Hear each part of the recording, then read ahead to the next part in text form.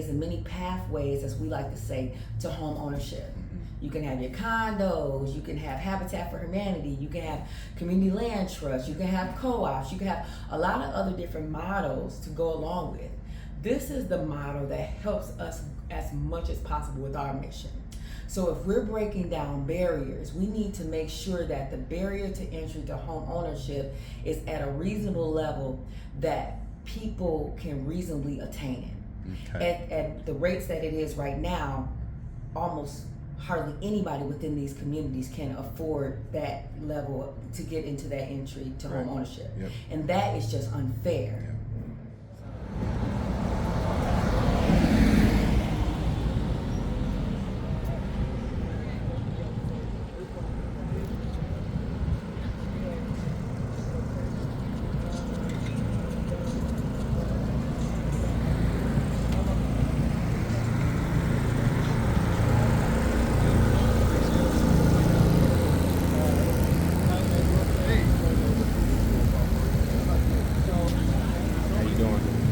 Yep.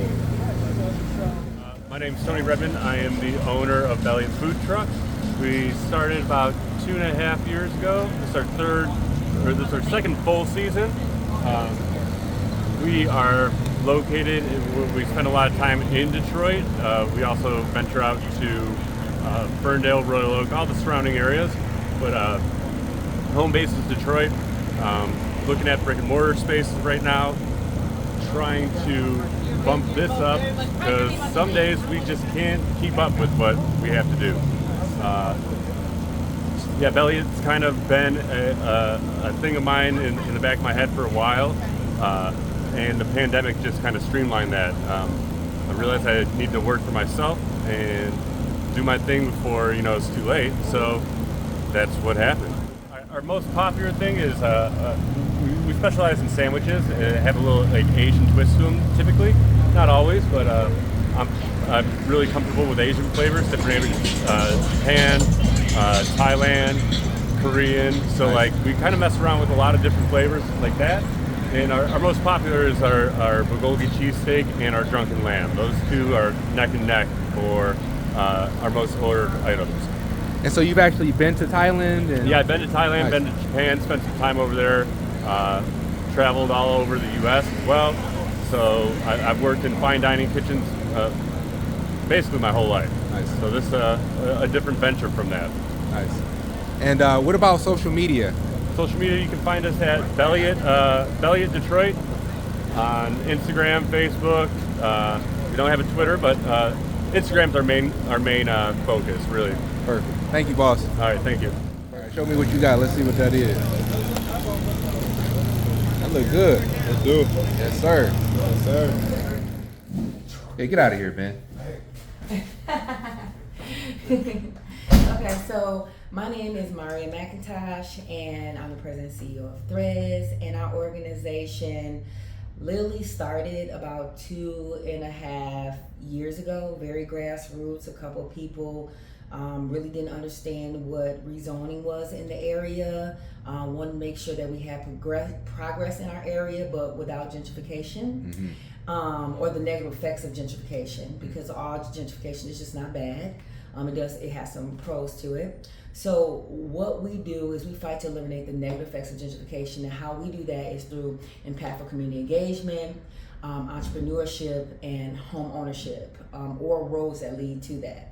So in part, that could be our Pathways to Home Ownership program, that could be community land trust, that could be LIHTC developments where people are actually renting, but you're creating that pool of individuals who may want to be homeowners at some point.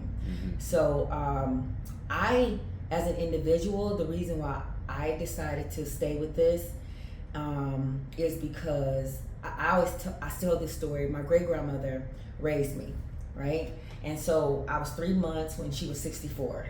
And one of the things that she used to always say, she had this story, and she migrated from Arkansas, she and her husband, and she said that they lived in these rooming houses. And so for anybody who doesn't know what a rooming house is, it's just like a regular house, 6 bedrooms, 1 bathroom, 1 kitchen, and you have 5 different families sharing this one space. and the goal of it is pretty much just workforce housing, so to speak. And she said that it wasn't conducive for her to be able to bring her daughter, which was my grandmother, here at that time. Okay. So she had to leave my grandmother in Arkansas with her mother. And so she said she used to cry every day. And she said she used to let the tears just roll down her face and like hit the windowsill. And just there was this big pool because she wanted to own her own home. And she said that one day her husband got off the bus from work, and she said that he took a few steps, and she said he leaned on the fence. She said he took a few more steps and he collapsed and he died. As a result of his death, she got the insurance money, and obviously she paid for the funeral, but then she also was able to pay her home off in full. And so when I used to listen to her tell that story over the years, with this particular work, nobody should have to die. Nobody should have to sell their kidney. Nobody should ever have such a steep, there shouldn't be such a steep gap so that the barrier to entry to home ownership is unrealistic for people within our community. And so with us, our job is to make sure that that as many barriers to home ownership are eliminated as possible. Absolutely. Especially within our black, as we say, our Black, Indigenous, and Latin majority communities. Is the way to solve that community land trusts? So there are, you'll get a lot of people that have mixed feelings about community land trust. And community land trust is a vehicle. It's not the vehicle. Right. And there's many ways and many pathways, as we like to say, to home ownership. You can have your condos, you can have Habitat for Humanity, you can have community land trust, you can have co-ops, you can have a lot of other different models to go along with. This is the model that helps us as much as possible with our mission. So if we're breaking down barriers, we need to make sure that the barrier to entry to home ownership is at a reasonable level that people can reasonably attain it. Okay. At the rates that it is right now, almost hardly anybody within these communities can afford that level to get into that entry to home ownership. And that is just unfair. Like what would be the ideal way to solve gentrification? So for us, in our root cause analysis and how we decided to go after it, is as we're building out our community land trust model, we're also building out what we call our path of home ownership model. Okay. And so that path of home ownership models run parallel with our community land trust model. And so we're not just going to provide home ownership options at a deeply subsidized rate. What we're going to do is work in terms of our Pathways to Home Ownership program, which is a 12 to 24 month program. The first 12 months is more classroom-based setting. Okay. And during that period, you help the chronic renter go from chronic renter to home buyer ready within that 24 month period. And that is done from a social determinants of health driven initiative focused on home ownership. So as individuals, what you'll see, so in the market, what you'll see is a lot of siloed efforts at these things. So you'll have one group that'll say, people are, you have death by despair, for example, that talks about people that have lost hope and all this leads to depression, and depression leads to all kinds of physical ailments. And then from there, they don't even have hope they could ever own a home, which means that they'll never have economic freedom, or, all these other different things that's siloed away, but it's still attached to home ownership. But that's a health concern, right? Okay. But then you also have like a community concern where people are not connected. You have, other things that people are multifaceted, but we're not dealing with them as if they're multifaceted individuals. We'll give them financial literacy courses, but we'll educate them on that, but we'll forget that they're going home and getting beat every day, right? Or we will say, well, we're going to give you mortgage counseling classes, but they're only making $17 an hour. So how are you ever going to get to a level where you can afford a home at these rates? Like, we're not talking to them about who they are as individuals, where maybe they can get to another level of economic stability, right? Where they're not making $17 an hour, maybe they're making $25 an hour. Absolutely. You know, but you have to look at the whole person if you want to affect, in our humble opinion, as an organization, if you want to affect change for that individual, and then you have to make it a family thing. So for us, with our program that we're looking to start, hopefully in the fall, at the latest the first part of next year, is that we would also take the youth or their family into account as well. So if you have children, you're a part of our cohort, your children have, I don't want to call it daycare, but you'll be able to bring your kids and they'll be able to have ownership in this idea of home ownership together. Like, what does that look like for them? Absolutely. And then even if at the end of that program, you're not ready to buy a home, you're still a home buyer ready. If not anything else up here. Got it. Which is where every tree starts, is from a seed, right? Yep. And so that's what we're trying to do. We're trying to plant the seed on multiple levels, and you know, it'll grow at the rate it is supposed to grow. Sometimes it's 100-fold, sometimes it's 30, sometimes it's just dead, right? You know, but you do what you can do to affect things generationally, and that's the only way that we understand that you can deal with gentrification, because it's a mentality. Absolutely. So where do you focus your efforts at currently? meaning? City-wise, or region-wise? So geographically? Yeah. So our geographic, actually it lines up perfectly with the census tract. We, the qualified census tract, we didn't do it that way. It's just in terms of mission, what we do is we focus on the BIL majority communities of where we're stationed now, which is Muskegon County. So the BIL majority communities of, BIL meaning Black, Indigenous, and Latinx majority communities, that will be 8 neighborhoods out of the, I think it's 17 in the city of Muskegon. So 8 out of 17 neighborhoods are BIL majority for the city of Muskegon, and then the full city of Muskegon Heights. So that's what we focus our area, our initiatives at. But what that means is that anybody living within that area can participate, right? We don't discriminate on race, color, whatever else you got going on. That doesn't matter to us, but that's where we're housed. And so that's where we're trying to have the greatest impact. But I don't care if you're red, black, indigo, violet, you within that area, you part of the family. That's right. And we are trying to help you. Yep. So how do you see, I guess, developers such as myself, like how can I help you with your mission? So everything is a partnership, right?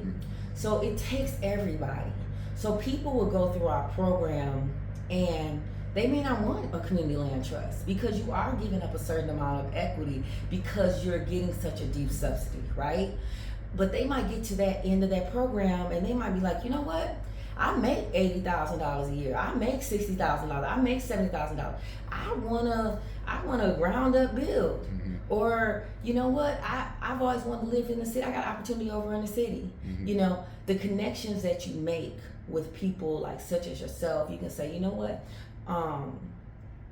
You know, I know a developer over in Detroit. He has some really amazing properties. You know. They're affordable, they're right in the community, you don't have to really leave, you know, it's in a certain distance of downtown, you know, and then in your job or so on and so to speak, but you can make a higher income. It's those levels of connection in terms of like referrals, and also it's your developer experience. Like, we are a firm believer that we do not have to reinvent the wheel. Like, we both ain't got a trip. That's right. Yeah. You know, and if I have any resources that I can share, then I want to share them. Absolutely. And if you feel comfortable with us and sharing resources with us, we'll be more than happy to receive the resources. But more importantly, we're more than happy to receive the critiques. Like, that look dumb, don't do that one. You know, I mean, because those kind of things is what keep you from failing as much. Is when everybody can pat you on the back and be like, girl, that's a good idea. You know, but when somebody says, I don't know about that one. Right. You know, that to me, that's more important. Understandable. So like today, I wanted to make sure I followed up with the developers from the Read event, that Read tour, and make sure that I'm really learning from the individuals who are already like paving the way, right? Because this isn't easy work.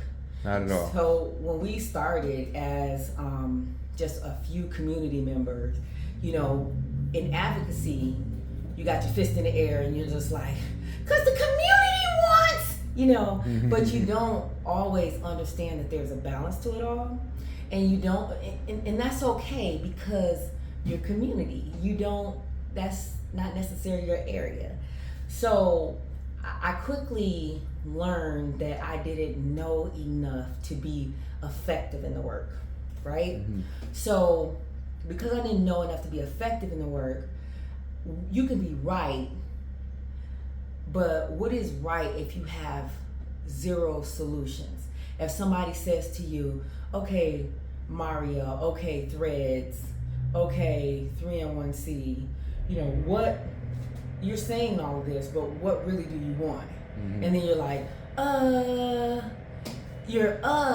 because you feel it, but you don't know the right words to say, because you're not educated enough in that area to even know what to ask for. So with our organization, we commissioned Northeastern University to do a study on our behalf to see what it is that we should reasonably be asking the city and developers and stuff to in this partnership, this public-private partnership. And then the second part of our ask with Northeastern University was what steps we could take, as at that time we were just a coalition, to become strong enough to be able to have positive, effective change. Okay. And so it was two parts. One part was the part that was a public information. The other part was more organizational focus. Like, okay, this is how you do it. And so from there, it came to another point where it was like, okay, you're still not educated enough. So how do you become better educated so that you can be effective? And so then I connected in terms of like being like an internship with Main Street Loan Fund. Okay. And they were teaching me in terms of like development, and then I signed on to work with them on more of a part-time basis. And then from there, I was accepted into the We Build Fellowship Program. So that's Women's Sustainable Development Initiative in SENER. They're partners. And so they have classes. You're in classes like twice a month here in Detroit. Some of them are virtual. And they're walking through the whole process of like the development side of things and how to do all of that. So when we came here for the tour with Reed, it just made sense to come and talk to people who are actually doing the work and understand from different perspectives on how to look at this work and what's needed outside of what you can just read and, you know, understand like with your performers and things like that. There's other things that go into it. So that's kind of why I came a day early to do that. Yeah. So talk to me about the SENER initiative and. So I don't know, maybe like almost a year ago, somebody said, hey, have you heard about this program that WSDI in SENER is rolling out? And I'm like, nah. And they said, well, you send in your application to this We Build program, and they're going to work with women developers to develop them and give them the tools to be able to go out and create these deals, whatever these deals are, whether they're single family, multi-family, whether it's LIHTC, whatever the case may be. And you're going to be supported not only through WSDI, which is Women's Sustainable Development Initiative, but they're also backed by SENER. So when we go into our classes, we have the benefit of identifying with all these amazing women who are like paving the way in terms of development. So like we have architects and lawyers and women developers and different people that's on those teams that we're able as our teachers. But then also in the class, we were selected. I think it's 13 of us, I want to say. Maybe. I could have that number wrong. Okay. But I think it's 13 of us, and I think it was like a pool of applicants of like 50. And most of them are all out of the east side of the state. I'm the only one from the west side of the state. Okay. But then in addition to that, so when you have these other women who are like rock stars in their own areas and having all this development, it's like this camaraderie that's in this room. Yeah. And then Scenaire comes in and you're able to learn from like the underwriters and the title different people, and okay, this is what it should look like, this is what your timelines should look like, and you know, these are the different steps you should be thinking about as you go through this process. It's really something that's tailored to really take you from a very I don't want to say an infancy stage, because every woman that's in that room has projects. That was part of the criteria. You had to have like a project that you were working on, a commercial real estate project that was viable. Yeah. And so every woman is dynamic in their own right, but you're strengthened by this group of individuals.